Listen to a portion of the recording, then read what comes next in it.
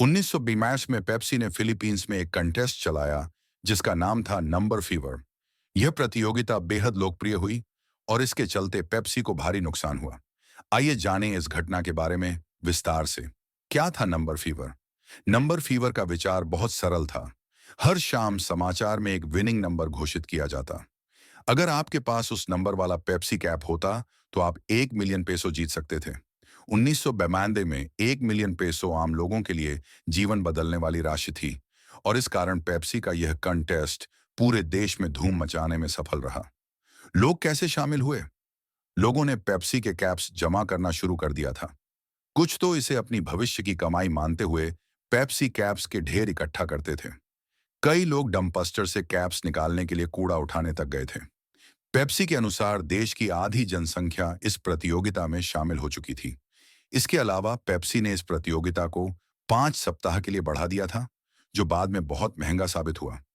क्या हुआ जब कंटेस्ट बढ़ाया गया?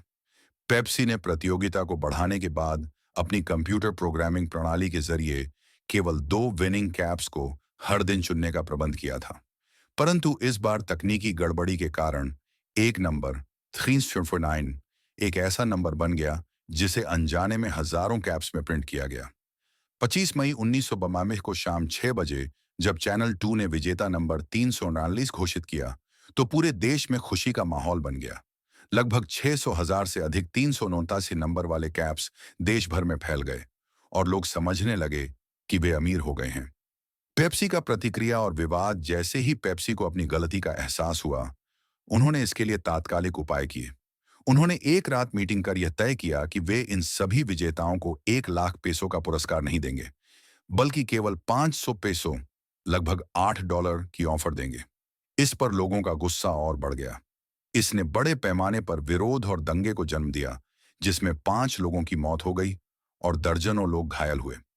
बवाल और कोर्ट की कार्यवाही एक नए मोड़ में यह सामने आया कि पेप्सी ने उन विरोधों को और बढ़ावा देने के लिए खुद ही कुछ ट्रकों पर हमला कराया।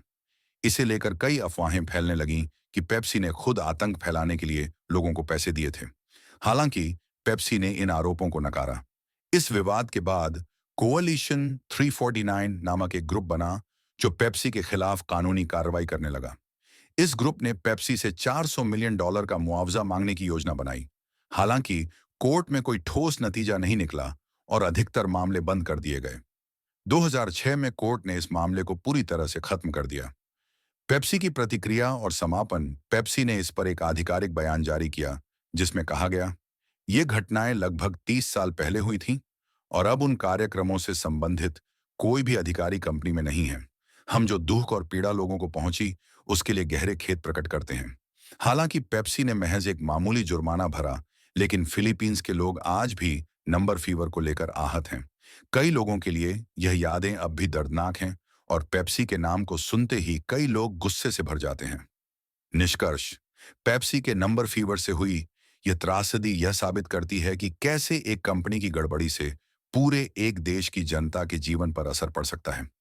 यह घटना न सिर्फ एक व्यापारिक दुर्घटना थी, बल्कि एक सामाजिक आंदोलन का रूप ले लिया था और यह कई सालों तक लोगों के दिलों में गहरे असर डालने वाली थी।